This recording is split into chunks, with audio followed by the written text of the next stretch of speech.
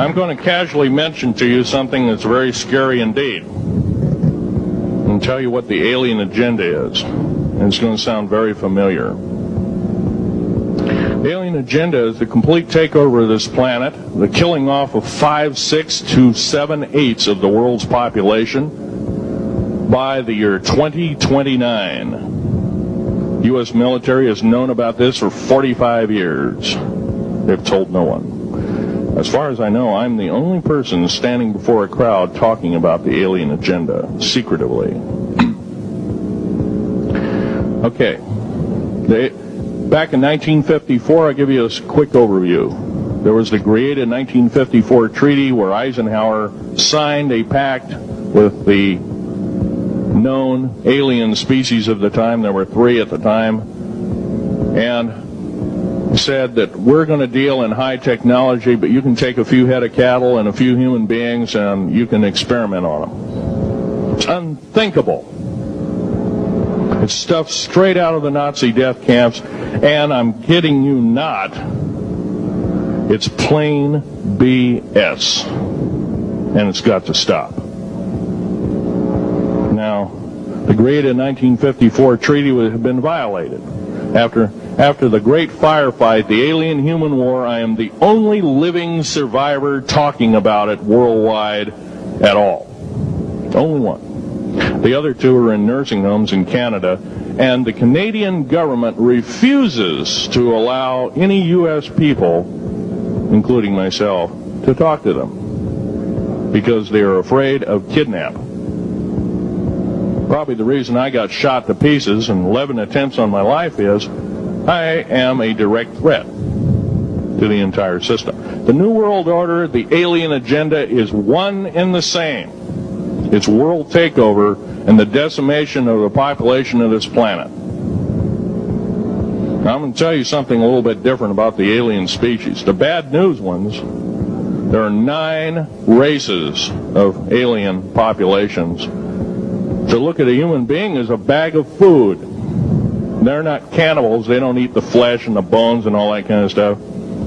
They use the glandular secretions of animals and human beings as a mixture of the vitamins for their food. They get high off of our adrenal gland substances called adrenochrome. It's something like cocaine to them. Now, what can we do about it? Right now, if we do nothing, we can do nothing about it, and it will continue to go on. Basically, we'll be led in the dark, and you'll keep seeing more and more people disappear. Right now, there's 100,000 children totally unaccountable through FBI archives, cannot be traced anywhere. They haven't been murdered.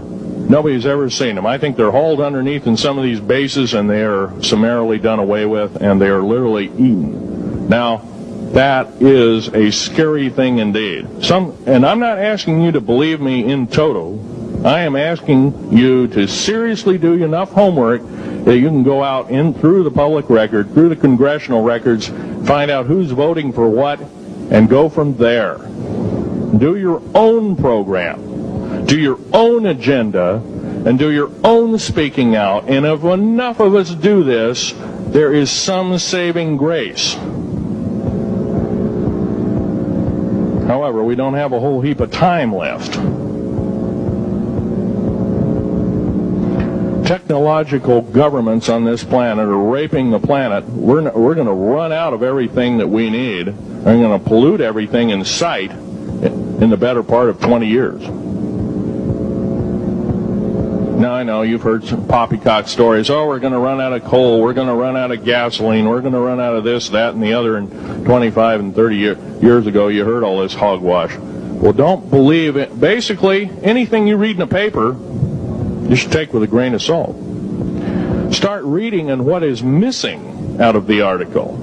Ask yourself, what's missing in this article that I should know? Maybe that's the truth. Fill in the blank spots, so to speak. White copy is only one leg of the triangle. There are 2 other legs, 2 other pieces of the puzzle. What we have to do as a group of people, concerned people at that, and this group seems to be quite that, is we have to assert ourselves in a way that we've never thought possible. Now, I'm not asking you to do what I'm doing. I'm telling you, what I'm doing is very important. Every one of you is equally important. You wouldn't be in this room otherwise. You know, all these other people out here that didn't come to the lecture, they really don't want to hear it.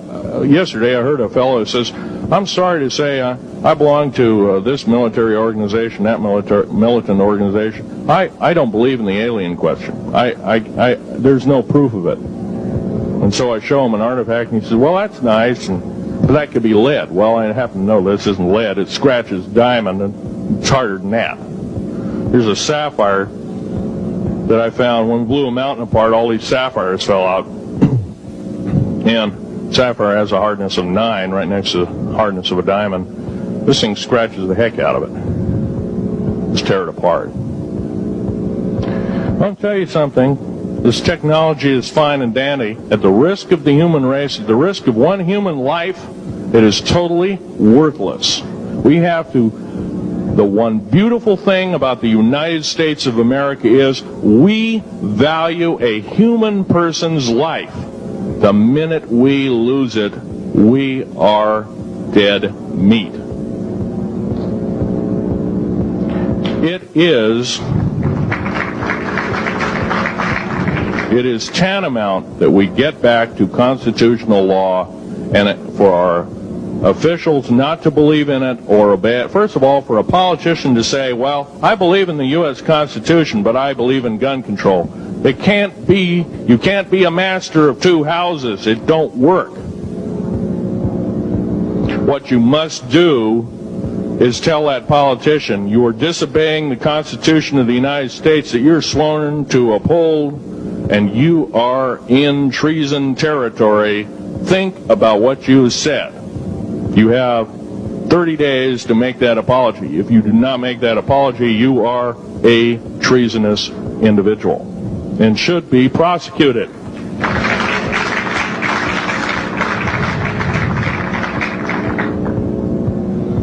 Now, there's a few other things I want to run by you, and they're kind of in rapid-fire order. Area 51 is only one base, one of the 131 bases. Of these 131 bases, I call Area 51 a mega base. It's got more than one base in it. It's Tonopah Test Range, Area 51, S2, S4, Groom Lake, and a host of others. Now, these mega bases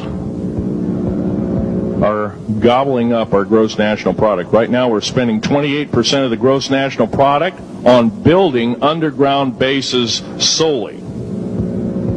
That doesn't count for the defense budget. That doesn't count for the spare parts budget. It doesn't count for any of that at all. And the black budget is dead wrong. It sidesteps the United States Congress and its Constitution of its people and says you're a bunch of morons, you don't need to know. Well, a need-to-know basis is an executive order written during the Eisenhower era right after the Greada 1954 treaty and is treasonous and illegal in this country and should be overturned and abolished.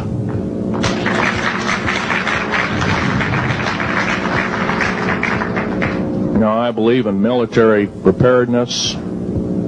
I believe in military secrecy to some extent. There's always going to be spies out there, and there are always going to be people that want your hunk of territory, your house, or your ground, maybe even a country like that. Most of us remember what this crazy person in Russia, Zhirinovsky, had to say. We want Alaska back. Well, baby, you're not going to get Alaska back without a horrendous fight. Alaska is my land. I was born here in these United States. I have risked my life and limb for these